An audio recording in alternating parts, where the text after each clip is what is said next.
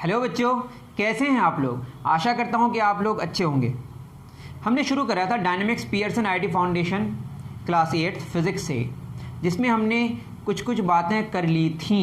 उसमें क्या क्या बातें हमने करी थी? जो सबसे ज़्यादा इंपॉर्टेंट बात थी वो Newton second law of motion. सबसे पहले हम लोगों ने सेकंड लॉ पढ़ा, क्योंकि कुछ बात ही ऐसी है कि सेकंड लॉ पढ़ने से और सब जो लॉज हैं वो आराम से समझ आता है। और फोर्सेज के बारे में हमने डिस्कशन करा था कि कुछ फंडामेंटल फोर्सेज हैं, दो टाइप के फोर्सेज हैं, long range, short range. Long range में ग्रेविटेशनल, इलेक्ट्रोमैग्नेटिक, शॉर्ट रेंज में न्यूक्लियर फोर्सेज हैं, स्ट्रॉन्ग और वीक। मेरी बात समझ आ रही है? तो इन सारी बातों को हमने डिस्कस करा था इससे पहले वाले लेक्चर में। तो न्यूटन सेकंड लॉ में क्या पढ़ा था वो तो आपको जाके देखना पड़ेगा। फोर्स का फार्मूला डिराइव हुआ था, मोमेंटम के बारे में डिस्कशन हुआ था। आज के इस लेक्चर में हम लोग basically Newton first law of motion और इनर्शिया के बारे में पढ़ेंगे और उसके बाद फ्रिक्शन के बारे में थोड़ा डिस्कस करेंगे। ठीक है, तो हमारा टॉपिक क्या है बताइए? Newton's first law of motion. लिख लीजिए, Newton's first law of motion. ये क्या कहता है, इसको जानने के लिए हमें जानना पड़ेगा किसमें? Newton's second law of motion में। Newton second law of motion कहता है कि किसी ऑब्जेक्ट पर, किस पर? किसी ऑब्जेक्ट पर जब हम फोर्स लगाते हैं, क्या लगाते हैं? फोर्स लगाते हैं बाहर से, और वो टोटल जो फोर्स होगा उसका वैल्यू अगर जीरो नहीं हो तो उसके मोमेंटम में बदलाव आएगा, लीनियर मोमेंटम में बदलाव आएगा। P stands for momentum here. ठीक है, तो मोमेंटम को मैंने डिफाइन करा था, इसमें मास इन्वॉल्व होता है और वेलोसिटी। और वेलोसिटी में क्या बात होती है बताइए? वेलोसिटी में स्पीड और डायरेक्शन होता है। अभी हम लोग डायरेक्शन को तो ज़्यादा चेंज नहीं करेंगे, लेकिन स्पीड को चेंज करने की बात हम लोग ज़रूर करेंगे। तो momentum is nothing but the product of mass and velocity. Since velocity is vector quantity, therefore momentum is also a vector quantity. Mass scalar quantity है, इसका यूनिट किलोग्राम मीटर पर सेकंड होता है। सारी डिस्कशन हमने पिछले वाले, मतलब इससे पहले वाला लेक्चर में हमने कर लिया था। अब क्या होता है, ज़्यादातर केस में हम लोग मास को क्या रखेंगे? कांस्टेंट। लेकिन हमेशा मास कांस्टेंट होगा यह बिल्कुल ज़रूरी नहीं है। लेकिन अगर मास कांस्टेंट हो जाए तो मोमेंटम को चेंज करने के लिए वेलोसिटी चेंज करना पड़ेगा। और वेलोसिटी में दो बातें होती है, डायरेक्शन और बॉडी की कुछ स्पीड होती है। और अगर डायरेक्शन को भी फिक्स कर दें तो बस क्या चेंज होगा बताइए? स्पीड। तो ज़्यादातर केस में हम लोग स्पीड चेंज करके वेलोसिटी चेंज करेंगे। और चूंकि मास कांस्टेंट होगा और स्पीड चेंज करने से वेलोसिटी चेंज होगा, तो मास कांस्टेंट होगा तो क्या चेंज होगा बताइए? मोमेंटम। तो मोमेंटम को चेंज करने के लिए अगर मास कांस्टेंट है तो वेलोसिटी का चेंज होना जरूरी है। और वेलोसिटी को चेंज करने के लिए अगर हम डायरेक्शन फिक्स कर दें तो स्पीड का चेंज होना जरूरी है। तो जब जब स्पीड चेंज होगा तब तब मोमेंटम भी चेंज होगा। मास को हम कांस्टेंट रखे हैं। मेरी बात समझ आ रही है? जिसको भी वेलोसिटी समझने में प्रॉब्लम हो, यूनिट याद रखिएगा, मीटर पर सेकंड। इसका यूनिट क्या होगा? मीटर पर सेकंड। 10 मीटर पर सेकंड मतलब 1 सेकंड में 10 मीटर चल रही है। डायरेक्शन को अभी आप इग्नोर करें। मास का यूनिट किलोग्राम होता है, तो इसका यूनिट होगा किलोग्राम मीटर पर सेकंड। तो मोमेंटम का चेंज होने के लिए हम बाहर से उस बॉडी पर क्या लगाते हैं? नेट फोर्स लगाते हैं, net external force. Net external force, तो नेट एक्सटर्नल फोर्स होगा। Newton second law of motion कह रहा है, न्यूटन्स कौन सा? सेकंड लॉ ऑफ मोशन कह रहा है कि एफ एक्सटर्नल जो होगा वो होगा मोमेंटम का चेंज। मोमेंटम नहीं, मोमेंटम का चेंज होने का रेट डेल टी टाइम में, मतलब टाइम लगा डेल टी, उसमें मोमेंटम कितना चेंज हुआ? Del p. तो एक में कितना होगा? डेल पी बटे डेल टी। इसको बोलते हैं rate of change of momentum. ये एक्सटर्नल फोर्स के बराबर होता है। ये कौन बता रहा है? Newton's second law of motion. Newton second law of motion के हिसाब से ये वाली बात हो गई। मोमेंटम का चेंज का मतलब ये है कि जैसे अभी आपका मान लेते हैं 10 किलोग्राम मीटर पर सेकंड मोमेंटम है और अभी 12 किलोग्राम मीटर पर सेकंड हो गया, तो कितना चेंज हुआ? 2 किलोग्राम मीटर पर सेकंड का मोमेंटम चेंज हुआ। और मोमेंटम को चेंज होने के लिए अगर मास कांस्टेंट करते हैं तो वेलोसिटी कांस्टेंट, वेलोसिटी को चेंज होना पड़ेगा। तो वेलोसिटी चेंज होगा तो क्या चेंज होगा? मोमेंटम चेंज होगा। मेरी बात समझ आ रही है? तो मोमेंटम जितने कम टाइम, अगर मोमेंटम का चेंज होना फिक्स करते हैं तो टाइम जितना कम लगेगा उतना ज़्यादा एक्सटर्नल फोर्स अप्लाई करना पड़ेगा। बात समझ आ रही है? देखिए अब बात क्या है, हम लोग अनबैलेंस्ड फोर्स और बैलेंस्ड फोर्स का भी डिस्कशन यहीं पे कर लेंगे। क्या है कि अगर हम एक्सटर्नल फोर्स को ज़ीरो कर दें, मतलब जितने सारे फोर्सेस उस ऑब्जेक्ट पर लग रहा है, एक लाइन में हमने क्या कर दिया, जैसे यहाँ पे एक ऑब्जेक्ट है, यहाँ पे हमने क्या किया, इस बॉडी को रख दिया, रेस्ट में है। नीचे कौन फोर्स लगा रहा है? एक बॉडी जिसका मास है कितना? m है। नीचे अर्थ लगा रहा है force, mass into acceleration due to gravity mg। और ये सरफेस है इस बॉडी पर किधर लगा रहा है? ऊपर की तरफ। इसको बोलते हैं हम लोग नॉर्मल रिएक्शन। ये बॉडी रेस्ट में था, रेस्ट में है, ऊपर r लग रहा है इस बॉडी पर और नीचे mg अर्थ लगा रहा है, दो फोर्सेस एक साथ एग्जिस्ट कर रहा है, लेकिन दोनों का जो सम है वो जीरो है। ऊपर r नीचे mg को अगर ऊपर लेके जाए तो माइनस mg हो जाएगा, किसी एक डायरेक्शन को पॉजिटिव मानेंगे, ऊपर वाले को पॉजिटिव माने तो r प्लस माइनस mg, मतलब ये दो फोर्सेज है r और माइनस mg, दोनों का सम कितना है, जीरो है।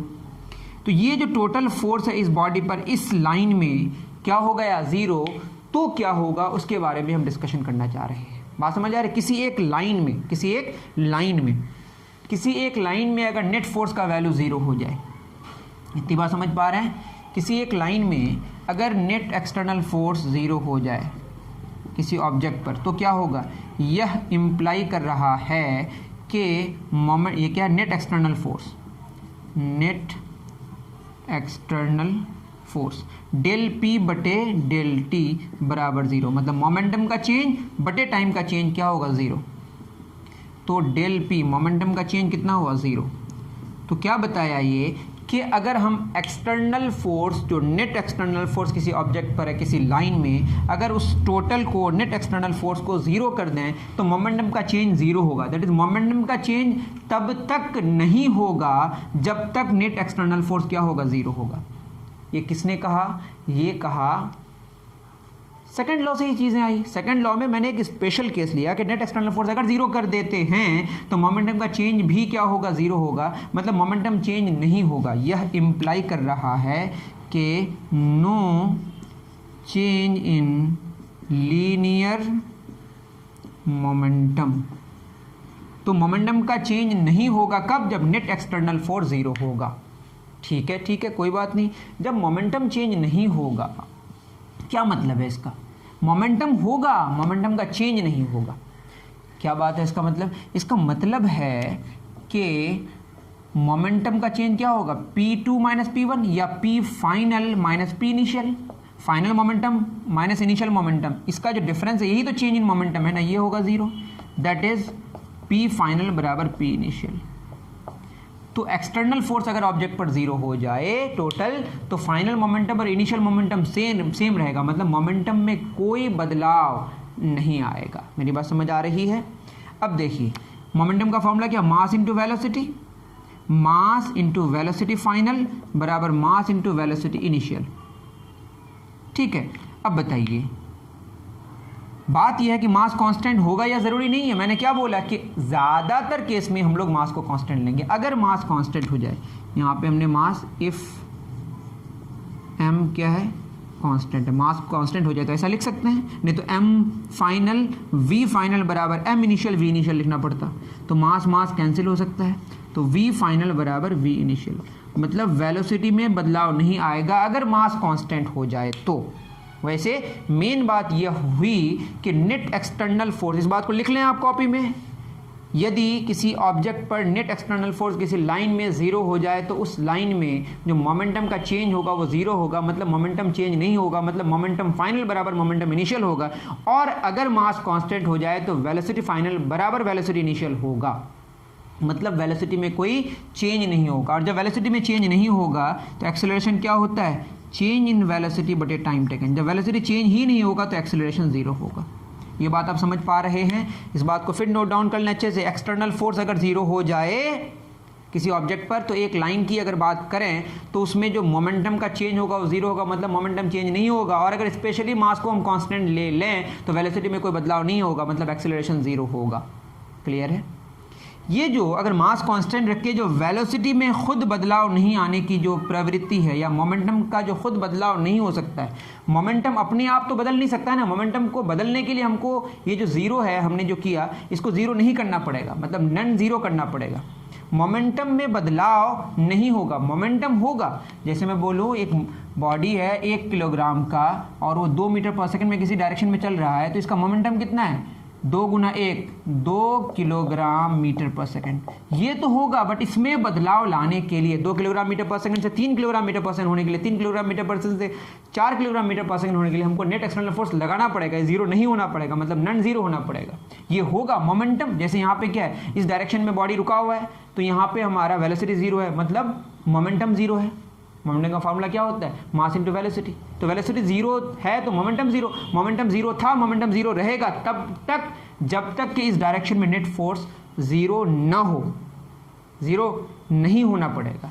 यहाँ ज़ीरो अगर हो जाए तो बॉडी के मोमेंटम में बदलाव नहीं आएगा। बॉडी का मोमेंटम अगर ज़ीरो है तो ज़ीरो रहेगा। बॉडी का मोमेंटम 2 किलोग्राम मीटर पर सेकंड है तो उतना ही रहेगा। कब तक? जब तक नेट एक्सटर्नल फोर्स क्या हो? ज़ीरो। ये जो अपने आप चेंज नहीं हो पा रहा है, जिसके लिए हमको एक्सटर्नल फोर्स लगाना पड़ रहा है उसके बदलाव के लिए, मोमेंटम को बदलाव करने के लिए या वेलोसिटी का बदलाव करने के लिए, अगर मास कांस्टेंट रखें तो इसको हम कहते हैं इनर्शिया। खुद जो चेंज नहीं हो सकता, the inability to change the state of rest और the state of motion by its own is called inertia. यहीं से बात आती है। मतलब किसी बॉडी को, तो ये जो एफ एक्सटर्नल फोर्स अगर ज़ीरो हो जाए तो ऐसे फोर्स को हम बोलते हैं क्या? बताइए। Balanced force. कौन सा फोर्स? Balanced force. तो बैलेंस्ड फोर्स क्या होता है? अगर फोर्सेस का समेशन जो नेट फोर्स होगा किसी ऑब्जेक्ट पर, अगर उस लाइन में क्या हो जाए? ज़ीरो हो जाए, तो वो फोर्स को हम बोलेंगे बैलेंस्ड फोर्स। और अगर ये ज़ीरो ना हो तो ये होगा अनबैलेंस्ड फोर्स। उम्मीद करता हूँ समझ पा रहे होंगे। आप उतार लें।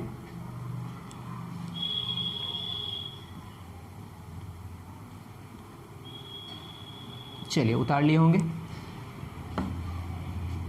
अब वही सारी बातें हैं, इसी में अगर हम क्या करते हैं बताइए।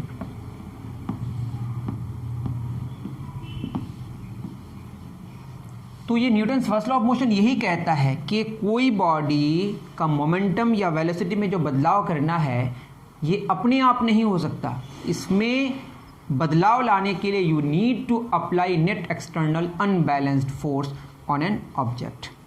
तो अगर एफ एक्सटर्नल की बात करें, ये अगर नॉन ज़ीरो हो तो इसी को हम बोलेंगे कौन सा फोर्स? Unbalanced force. ठीक है। चेंज इन मोमेंटम बटे टाइम टेकन बराबर नॉट होगा zero, not equal to zero. Del p is not equal to zero. That is momentum का बदलाव होगा, ज़ीरो नहीं है ना, तो बदलाव होगा। there is change in linear momentum. बढ़ भी सकता है और घट भी सकता है। मतलब बदलाव होगा तो ज़ीरो नहीं होगा, मतलब पॉजिटिव भी हो सकता है, नेगेटिव भी हो सकता है। तो p final minus p initial is not equal to zero. P final बराबर नहीं होगा किसका? पी इनिशियल का, तभी तो उसका डिफरेंस ज़ीरो नहीं होगा। और अगर मास क्या कर दें? कांस्टेंट कर दें, तो मास इंटू वेलोसिटी फाइनल बराबर मास इंटू वेलोसिटी इनिशियल। तो मास कैंसिल, तो वेलोसिटी फाइनल बराबर वेलोसिटी इनिशियल। तो वेलोसिटी में बदलाव नहीं होगा, वेलोसिटी में बदलाव नहीं होगा। कब? जब नेट एक्सटर्नल फोर्स क्या हो? नॉन ज़ीरो हो। और जब net external force non zero हो तो उस फोर्स को बोलते हैं अनबैलेंस्ड फोर्स। तो मोमेंटम में भी बदलाव, जब एक्सटर्नल फोर्स जीरो के बराबर नहीं होगा, अनबैलेंस फोर्स कहेंगे, तो मोमेंटम में बदलाव होगा। क्योंकि मोमेंटम का बदलाव जीरो के बराबर नहीं है, मतलब बदलाव होगा। जब बदलाव होगा और मास को कांस्टेंट कर दें तो वेलोसिटी में भी बदलाव होगा, वेलोसिटी सेम नहीं रहेगा, मतलब एक्सेलरेशन होगा। देयर इज एक्सेलरेशन, ये इंप्लाई कर रहा है देयर इज एक्सेलरेशन, लेकिन मास यहाँ पे कांस्टेंटली है। तो ये है Newton first law of motion. ये कह रहा है कि अगर किसी में बदलाव लाना है तो आपको बाहर से force, net external force apply करना पड़ेगा। वैसे अरिस्टोटल ने कुछ बात और कही थी, उन्होंने ये गलत बात कही थी कि किसी ऑब्जेक्ट को, जैसे मैंने क्या बोला था, वेलोसिटी, मैं बता रहा हूँ, आपको चिंता करने की ज़रूरत नहीं है। मैं ये कह रहा हूँ कि अगर मास कांस्टेंट करते हैं, वेलोसिटी जैसे हमारा 10 मीटर पर सेकेंड है और ये नॉर्थ की तरफ जा रहा है और 10 मीटर पर सेकेंड से ही चल रहा है, इसमें कोई बदलाव नहीं आ रहा है। 10 मीटर पर सेकंड, 10 मीटर पर सेकंड, 10 मीटर पर सेकंड, और मास को तो हम कांस्टेंट ही लिए। तो अगर इसके स्पीड और डायरेक्शन में बदलाव नहीं आ रहा है तो इसका मतलब वेलोसिटी कांस्टेंट है और मास भी कांस्टेंट है। तो मास और वेलोसिटी का जो प्रोडक्ट है वो मोमेंटम है, मोमेंटम कांस्टेंट है। और मोमेंटम जब कांस्टेंट है तो मोमेंटम का चेंज कितना है? जीरो। जब मोमेंटम का चेंज जीरो होगा तो नेट एक्सटर्नल फोर्स क्या होगा? जीरो। मतलब नेट एक्सटर्नल फोर्स अगर बॉडी में जीरो हो जाए उस लाइन में, तो समझ जाइए कि उस डायरेक्शन में या उस लाइन में मोमेंटम का कोई बदलाव नहीं होगा, और मास कांस्टेंट होगा तो वेलोसिटी में कोई बदलाव नहीं होगा। मतलब ये कि एक्सटर्नल फोर्स अगर हमारा जीरो हो जाए तो बॉडी चलेगी, लेकिन उसके चलने में क्या क्या चेंज नहीं होगा? वेलोसिटी, मास कांस्टेंट होना पड़ेगा तब। ठीक है, तो बार बार मैं एक ही बात कह रहा हूँ। तो Newton first law of motion क्या कहता है कि a body, an object can't change the state of rest or motion of its own. पता नहीं ये डेफिनेशन मेरा सही है कि नहीं, ठीक है। An object can't change the state of rest और मोशन ऑफ इट्स ओन, या विदाउट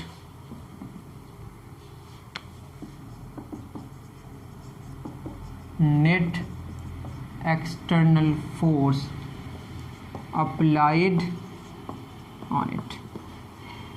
ठीक है, ये बात हो गई।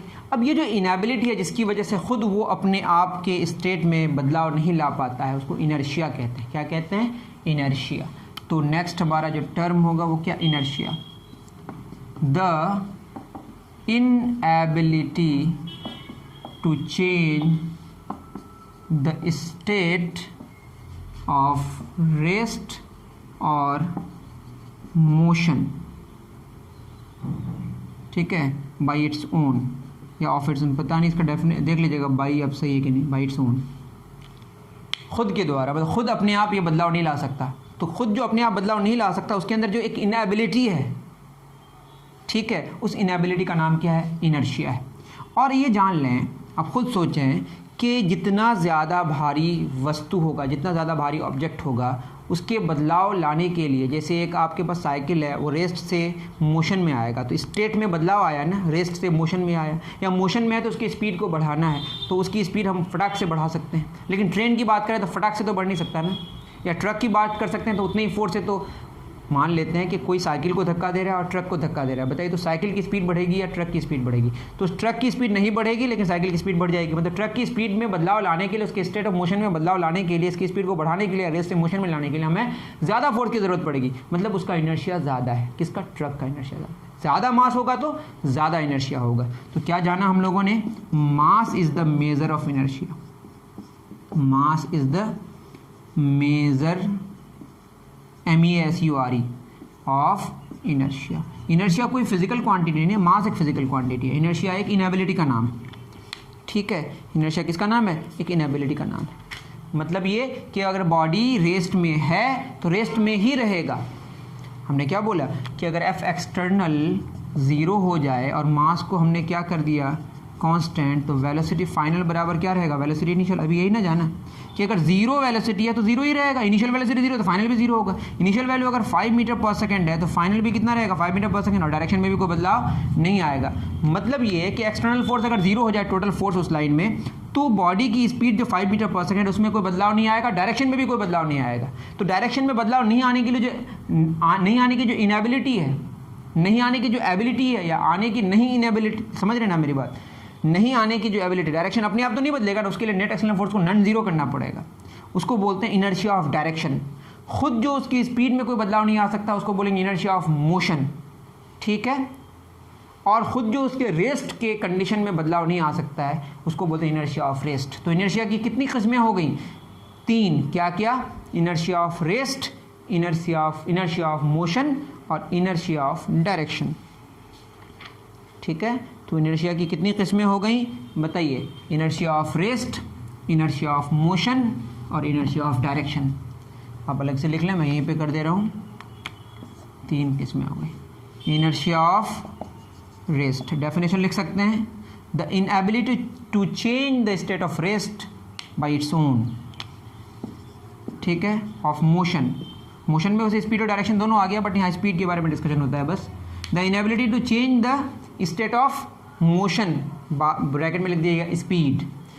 दूसरा क्या होगा? Of direction, the inability to change the state of direction, the direction खुद नहीं बदलेगा। तो 3 किस्में हो गई इनर्शिया की। किसकी? Rest, inertia of rest, inertia of motion, inertia of direction. अब इसके एग्जांपल्स को समझने की कोशिश करते हैं। जैसे आप गाड़ी में बैठे हुए, गाड़ी रुकी हुई है और आप देखते होंगे जब गाड़ी यूं ही स्टार्ट होती है तो आप पीछे की तरफ जर्क लगता है, आपको उसको बैकवर्ड जर्क कहते हैं। वो जो बैकवर्ड आपको जर्क लगता है या बैक की तरफ आप चले जाते हैं, गाड़ी तो आगे जा रही है लेकिन आप किधर चले जा रहे हैं? पीछे। चूंकि आप रेस्ट में थे तो आप ग्राउंड के रिस्पेक्ट में वहीं पे रहना चाहते हैं, तो आप पीछे की तरफ चले जाते हैं। मतलब आप रेस्ट में थे तो रेस्ट में ही रहना चाहते हैं, तो आपको पीछे की तरफ एक जर्क महसूस होता है और होता भी, आप पीछे चले जाते हैं। वो किसकी वजह से? Inertia of rest. ठीक है, मेरी बात समझ आ रही है। उसी तरीके से अगर आप आम के पेड़ की बात करें, जो पका हुआ आम होता है, अगर आप मैंगो का आम के पेड़ को हिलाते हैं, उसकी टहनी को, ब्रांच को, तो क्या होता है, पका हुआ आम नीचे गिर जाता है। क्यों? जब टहनी को आप आगे बढ़ाते हैं तो उतना मजबूत नहीं होता है उसमें जो जॉइंट होता है, जिसकी वजह से वो टूट जाता है। और जब वो आगे बढ़ा टहनी और वो टूट गया तो आम का जो आम है, आम वहीं पे रहना चाहेगा और टहनी आगे बढ़ जाएगी। अगर ये ग्रेविटी नहीं होती तो नीचे नहीं गिरती, वापस आके फिर लग जाता, अगर कुछ ऐसा होता तो। लेकिन चूंकि ग्रेविटी है तो नीचे गिर जाती है। तो आम का नीचे गिरना क्या है, जब आपने शेक किया किसको, ब्रांच को, तो आम तो वहीं रहना चाहेगा ना। आपने शेक किसको किया, ब्रांच को, आम को तो नहीं किया ना। अब बोलिएगा फिर आम क्यों नहीं किया, वो बहुत ही कमज़ोर फोर्स लग रहा होगा उन दोनों के बीच। जो पका हुआ आम जब होता है उसमें जो जॉइंट होता है उसमें बहुत कमज़ोर फोर्स लगता है, उसको आप इग्नोर करें। जब आप हिलाए तो ब्रांच आगे चला गया, लेकिन आम वहीं पे रह गया और ग्रेविटी की वजह से थोड़ी देर बाद नीचे गिर गया। मेरी बात समझ पा रहे हैं? उसी तरीके से अगर आप शर्ट में धूल है या किसी कपड़े में धूल है और किसी स्टिक से, किसी छड़ी से उसको मारते हैं, तो कौन आगे बढ़ गया, शर्ट या कपड़े का कपड़ा जो है वो आगे बढ़ गया और जो धूल है वहीं रह गया। और थोड़ी देर बाद धूल कहाँ गिर गया, नीचे, ग्रेविटी की वजह से। तो ये सारी चीज़ें किसकी वजह से हो रही है, इनर्शिया ऑफ रेस्ट की वजह से। इनर्शिया ऑफ मोशन में आप क्या जानते हैं, जैसे गाड़ी चल रही है, ब्रेक लगी, तो ब्रेक लगने से आप किधर चले, पीछे की तरफ। अब गाड़ी जब आगे जा रही है, जो ब्रेक लगी, तो आप किधर रहना चाहेंगे, आप तो चलते हुए रहना चाहेंगे ना। तो ब्रेक लगने से आप किधर चले जाते हैं, आगे की तरफ। मतलब आगे जा रहे थे तो आप आगे ही जाते रहना चाहते हैं। ये जो एक एबिलिटी है उसी कंडीशन में रहने की, उसी को हम इनर्शिया कहते हैं। या चेंज नहीं होने की जो एबिलिटी है, या चेंज होने की इनएबिलिटी है, उसी को हम इनर्शिया कहते हैं। तो आप समझ रहे हैं कि फॉरवर्ड जर्क होता है जब ब्रेक लगता है, ये इनर्शिया ऑफ मोशन की वजह से। इनर्शिया ऑफ डायरेक्शन में गाड़ी चल रही है किसी डायरेक्शन में, अचानक एक मोड़ आया तो आप ऐसे हो जाते हैं, आप उसी डायरेक्शन में रहना चाहते हैं, जिसकी वजह से आपको आउटवर्ड जर्क लगता है। कौन सा जर्क, आउटवर्ड जर्क। तो यहाँ पे कौन सा जर्क होता है बताइए, बैकवर्ड जर्क। यहाँ पे कौन सा जर्क हम महसूस करते हैं, फॉरवर्ड जर्क। यहाँ पे कौन सा महसूस करते हैं, आउटवर्ड जर्क। आप किताब में अच्छे से पढ़ना चीज़ों को, ठीक है। ये सारी कहानी है इनर्शिया की। मास is the measure of inertia हमने बता ही दिया, इतना आप नोट डाउन करें। अब जानेंगे हम लोग फ्रिक्शन क्या है, ठीक है।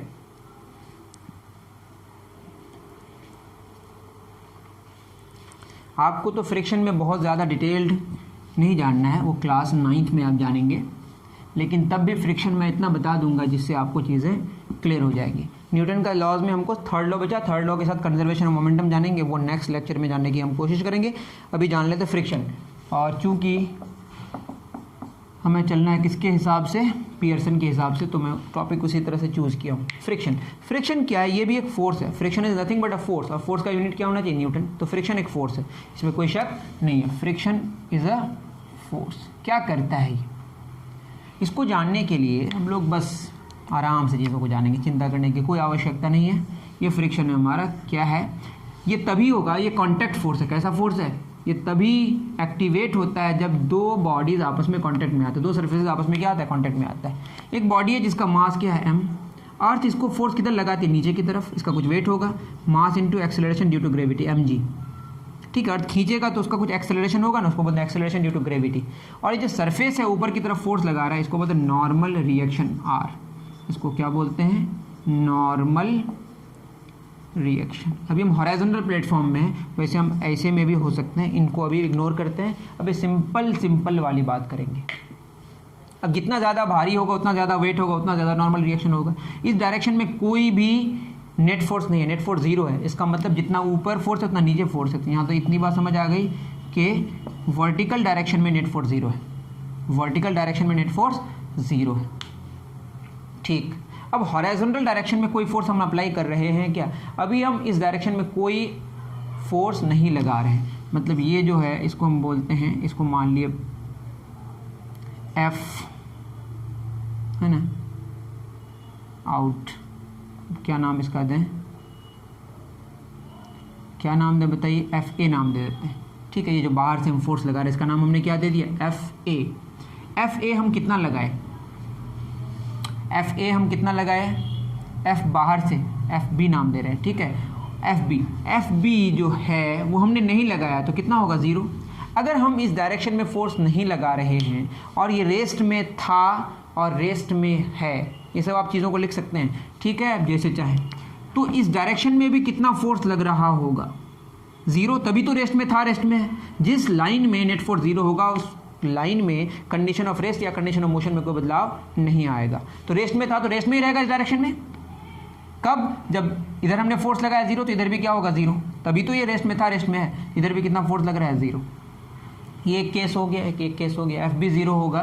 तो इस डायरेक्शन में जो फोर्स लग रहा है इन कॉन्टेक्ट सरफेसेस के बीच, अब मैं बता रहा हूँ कुछ और, एफ भी ज़ीरो होगा तो ये इस फोर्स का नाम हमने दे दिया एफ आर, ठीक है, स्मॉल एफ लिखते हैं, एफ आर। एफ आर क्या है अभी बताएंगे, इससे फ्रिक्शन है, ठीक है। अब मान लेते हैं कि हम इसमें कुछ फोर्स लगा रहे हैं कि एफ बी हमने लगाया, अगर एफ बी ज़ीरो हुआ तो इम्प्लाई कर रहा है तो फ्रिक्शन भी कितना होगा, ज़ीरो। दूसरा, अगर हम एफ बी का वैल्यू 1 न्यूटन अप्लाई किए, हमने 1 न्यूटन फोर्स लगाया, तो अगर ये रेस्ट में है, अब भी किस में है बताइए, रेस्ट में, अब भी किस में है, रेस्ट में। अब भी अगर ये बॉडी रेस्ट में है, रेस्ट में था, तो इसके लिए ज़रूरी है कि इधर भी कितना न्यूटन हो जाए, 1 न्यूटन। तो जब इसमें 1 न्यूटन हमने अप्लाई किया आगे, तो पीछे भी कितना फोर्स हो जाना चाहिए, 1 न्यूटन। और यहाँ पे तो कोई हम इधर से खींच नहीं रहे हैं ना, सिर्फ कांटेक्ट में क्या है, ये सरफेसेस, इसका मतलब सरफेसेस के बीच ही फोर्स लग रहा होगा। तो हमने राइट डायरेक्शन में 1 न्यूटन का फोर्स लगाया, तो लेफ्ट डायरेक्शन में कांटेक्ट सरफेसेस के बीच फोर्स लगना शुरू हो गया 1 न्यूटन। नहीं तो ये बॉडी मोशन में आ जाता, अगर ये फ्रिक्शन नहीं होता तो 1 न्यूटन की वजह से बॉडी किस में आ जाता, मोशन में, क्योंकि कंडीशन ऑफ मोशन में बदलाव आ जाएगा। कब? जब नेट फोर्स नॉन जीरो होगा। नेट फोर्स यहाँ पे जीरो होने के लिए अगर आगे 1 है तो पीछे भी 1 होना पड़ेगा। तो एफ बी अगर 1 न्यूटन है, बाहर से जो फोर्स लगा रहा है 1 न्यूटन है, तो फ्रिक्शन भी कितना न्यूटन हो गया, 1 न्यूटन। इसका मतलब फ्रिक्शन 0 से 1 न्यूटन एडजस्ट हो रहा है, इसको बोलते हैं सेल्फ एडजस्टिंग। और चूंकि ये रेस्ट में है तो इसको बोलते हैं हम लोग स्टैटिक फ्रिक्शन। तो अब तक जो बात हो रही है, कौन सा फ्रिक्शन की बात हो रही है, static friction. Third number, F B हमने बढ़ाते बढ़ाते कितना कर दिया, 5 न्यूटन, और अब भी रेस्ट में है, अब भी किस में है, बॉडी रेस्ट में है, तो फ्रिक्शन अब कितना होगा बताइए, 5 न्यूटन, क्योंकि नेट फोर्स 0 होना है, अगर आगे 5 पीछे भी 5, ठीक है। इस तरीके से 4th नंबर में आए और इसमें फ्रिक्शन, अभी बाहर से जो फोर्स लगाया हमने 6 न्यूटन लगाया, लेकिन अब क्या हो रहा है, बॉडी चलने लगी, बॉडी लिख लीजिए, बॉडी चलने लगी। इसका मतलब जो मैक्सिमम फ्रिक्शन है वो कितना है, 5 न्यूटन ही है, इससे ज़्यादा नहीं हो पाए, हो सकता है 5.1 5.2, हम अभी अप्रॉक्स ले रहे हैं। तो मैक्सिमम फ्रिक्शन 5 न्यूटन है, क्योंकि हमने जब बाहर से फोर्स 6 न्यूटन किया, अब बॉडी चलने लगी। जब चलने लगेगी तो फ्रिक्शन में कुछ कमी आ जाएगी, वो बाद में आप जानेंगे। लेकिन जब तक बॉडी रुकी हुई थी तब तक जो फ्रिक्शन लग रहा था उसको बोलते हैं हम लोग स्टैटिक फ्रिक्शन। और स्टैटिक फ्रिक्शन सेल्फ एडजस्ट हो रहा है, कहाँ से कहाँ तक, 0 से लेकर 5 तक इस केस में। और जो मैक्सिमम फ्रिक्शन होता है, फ्रिक्शन मैक्सिमम, इसको कहते हैं हम लोग लिमिटिंग फ्रिक्शन। कौन सा friction, limiting friction. That is friction adjusts from 0 newton to limiting friction. कौन सा friction, static friction. Static friction अपने आप चेंज होता है, अपने आप एडजस्ट होता है। कौन सा फ्रिक्शन, स्टैटिक फ्रिक्शन। और जो मैक्सिमम स्टैटिक फ्रिक्शन होता है वो होता है लिमिटिंग फ्रिक्शन। और ये डिपेंड करता है कि इसका जो कॉन्टैक्ट का जो सरफेस है उसका नेचर कैसा है। उसके नेचर को जानने के लिए हम लोग कोएफिशिएंट ऑफ फ्रिक्शन, एक नया फिजिकल क्वांटिटी हम लोग इंट्रोड्यूस करेंगे, वो अलग बात है। बात समझ आ रही है। नॉर्मल रिएक्शन का भी इन्वॉल्वमेंट होगा, ठीक है। अब जब चलने लगेगी, जब रिलेटिव मोशन होने लगेगा, तो बात क्या हुई बताइए, एक ऑब्जेक्ट दूसरे ऑब्जेक्ट पर चलने में बाधा डालता है। एक ऑब्जेक्ट दूसरे ऑब्जेक्ट पर चलने की कोशिश करता है तो फ्रिक्शन अपने आप आ जाता है। मतलब ये मोशन का अपोज नहीं कर रहा है, ये रिलेटिव मोशन का अपोज कर रहा है। किसका अपोज कर रहा है, जैसे आप चलते हैं तो ज़मीन को किधर धकेलते हैं, पीछे की तरफ, तो पीछे ही आप चले जाते हैं, लेकिन फ्रिक्शन किधर आ रहा है, आगे की तरफ, जिससे आप नहीं चल पाते। मतलब आप पिछलते नहीं हैं, चल तो पाते हैं, आप पैर उठा के चलते हैं। पैर में जब चलते हैं आप तो ज़मीन को किधर धकेलते हैं, पीछे की तरफ, तो फ्रिक्शन किधर है, आगे की तरफ। तब नेट फोर्स 0 होता है, जिसकी वजह से आपका पैर पिछलता नहीं है। आप समझ पा रहे होंगे शायद। तो फ्रिक्शन सेल्फ एडजस्ट होता है। कौन सा फ्रिक्शन, स्टैटिक फ्रिक्शन। कहाँ से कहाँ तक, 0 से लेकर तो लिमिटिंग तक। लिमिटिंग के बाद कौन सा फ्रिक्शन होगा, काइनेटिक फ्रिक्शन। वो थोड़ा कम हो जाता है लिमिटिंग फ्रिक्शन से, ठीक है। इतनी बात समझ आ रही है। तो फ्रिक्शन क्या करता है, मोशन का अपोज नहीं करता, रिलेटिव मोशन का अपोज करता है। जब चलते हैं तो नहीं तो ज़मीन में आप चलेंगे तो आप जब ज़मीन को पीछे धकेलते हैं तो पिछल जाते हैं, लेकिन नहीं पिछलने की वजह क्या है, फ्रिक्शन है। फ्रिक्शन ऑपोजेज रिलेटिव मोशन, इसका ख्याल रखें। Friction opposes relative motion, not motion. एक ऑब्जेक्ट दूसरे ऑब्जेक्ट पर जब चलने की कोशिश करता है तो वो रोकता है, चल सकता है बट जब चलेगा तो वो कौन सा फ्रिक्शन होगा? Kinetic friction. इसके बाद जो फ्रिक्शन है यहाँ कौन सा फ्रिक्शन लगेगा बताइए? काइनेटिक फ्रिक्शन, थोड़ा सा कम होगा। ठीक है, तो क्या क्या जाने, इतना उतार लें आप। फ्रिक्शन की दो किस्में, क्या क्या? स्टैटिक और काइनेटिक। एक एक्स्ट्रा है, जब चीज़ें चलती है, व्हील के बारे में बात करेंगे, जब घूमता है जो वो फ्रिक्शन लगता है उसको बोलते हैं हम लोग रोलिंग फ्रिक्शन। तो यहाँ पे लिख देते हैं रोलिंग, वो अलग ही कहानी है। ठीक है, अब स्टैटिक और काइनेटिक की बात करते हैं। काइनेटिक में हम कौन सी बात कर रहे हैं? स्लाइडिंग। ठीक है, स्टैटिक में दो बातें हैं। स्टैटिक कहाँ से कहाँ तक होता है? स्टैटिक होता है 0 to मैक्स, और मैक्सिमम को क्या बोलते हैं बताइए? Limiting friction. ठीक है, और ये कैसा है स्टैटिक? स्टैटिक है सेल्फ एडजस्टिंग। और जो काइनेटिक फ्रिक्शन होता है वो थोड़ा कम होता है, किससे? स्टैटिक, मतलब मैक्सिमम स्टैटिक फ्रिक्शन से, लिमिटिंग फ्रिक्शन से। Friction limiting. ठीक है, तो इतनी बात आपको समझ आई होगी, उम्मीद तो यही करता हूँ मैं। ठीक है, अब बताएं फ्रिक्शन की कुछ बातें हैं कि फ्रिक्शन कैसे हम लोग कम कर सकते हैं, ज़्यादा कर सकते हैं। ये तो आपको खुद पढ़ना चाहिए, ये मैं बिल्कुल पढ़ाने वाला नहीं। फ्रिक्शन के क्या क्या फ़ायदे हैं, चलते हैं तो फ्रिक्शन की वजह से चलते हैं। एक केस है स्ट्रीम लाइनिंग का, ये आप खुद पढ़ लें। स्ट्रीम लाइनिंग का मतलब ये है कि जो हवा है ना वो भी किसी चीज़ को रोकता है फ्रिक्शन की वजह से। हवा, देखिए विस्कस फोर्स कहते हैं इसको, जब हवा में या फ्लूइड्स में जो फ्रिक्शन होता है उसको विस्कस फ्रिक्शन कहते हैं, विस्कस फोर्स कहते हैं। स्ट्रीम लाइनिंग होता है ना, जैसे मछली है, मछली का शेप कुछ इस तरह का है, उसका रीज़न ये है कि वो शेप ऐसा होता है जिसकी वजह से जो विस्कस फोर्स है, जो फ्रिक्शन होता है फ्लूइड्स में, उसको कम से कम कराने के लिए वो हम लोग इस्तेमाल करते हैं। इतना आप ख्याल में रखें। तो स्ट्रीम लाइनिंग अलग से बताने की ज़रूरत नहीं है। ठीक है, उसको बोलते हैं स्ट्रीम लाइनिंग। क्लियर है? तो फ्रिक्शन के बारे में भी डिस्कशन हो गया। कुछ क्वेश्चंस हैं वो डिस्कस कर लेते हैं। चलिए क्वेश्चंस मैं ऐसे ही पढ़ लेता हूँ, आपको फ्रिक्शन की कहानी समझ आ गई होगी। आप कौन कौन सा करेंगे? जैसे very short answer type questions में अगर हम देखें डिफाइन इनर्शिया, तो इनर्शिया को आप डिफाइन कर लेंगे, state Newton's first law of motion. Question लिख लीजिए, इसका क्वेश्चन नहीं है। पहला question state Newton's first law of motion. Second, third number में ये define inertia, dash is the measure of inertia, कर लीजिएगा। उसके बाद powder is sprinkled on the carrom board to reduce the friction, ये भी आप कर लीजिएगा। Friction in moving parts of a machine can be reduced by using, क्या क्या कर सकते हैं आप कर लीजिएगा। ठीक है, चलिए इस तरीके से बहुत सारे क्वेश्चंस हैं जो आपको करना है। Friction force always acts in a direction opposite to the weight of the body, बिल्कुल नहीं। Friction opposes relative motion. Newton's first law of motion is also called law of inertia. ठीक है, इस तरीके से आप करने की कोशिश करें। उम्मीद करता हूँ कि आपको चीज़ें समझ आई होंगी। और भी बहुत सारी बातें हैं।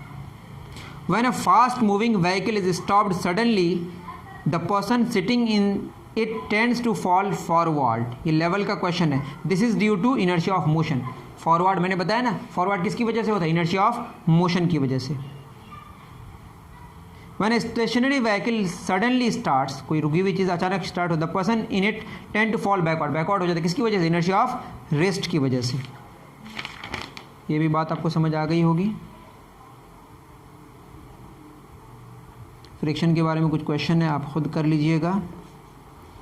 ठीक है, इसमें और डिस्कशन करने की कोई आवश्यकता मुझे नहीं है। ठीक, अब क्वेश्चन है कि if a force of 50 newton is applied on a body and it is still at rest, then find the magnitude of static force acting on it. मैंने क्या बोला था? 50 न्यूटन। ये क्वेश्चन नंबर 63 यहाँ पे मैं देख रहा हूँ, लेवल 2 का क्वेश्चन है कि अगर आप पर 50 न्यूटन का फोर्स ले रहे हैं। क्वेश्चन मैं कर दे रहा हूँ, क्वेश्चन लिखता हूँ, एक ही क्वेश्चन मैं कर दे रहा हूँ, उसके बाद सारे क्वेश्चन तो आपके बन ही जाएंगे। जो क्वेश्चन आपको इनर्शिया या फर्स्ट लॉ ऑफ मोशन और फ्रिक्शन से दिखे वो आप सारा का सारा कर लें। लेवल का एक क्वेश्चन मैं कर दे रहा हूँ और हमारा आज का लेक्चर फिनिश हो जाएगा। 63 if a force of 50 newton is applied, if a force of 50 newton is applied on a body and it is on a body and it is still at rest,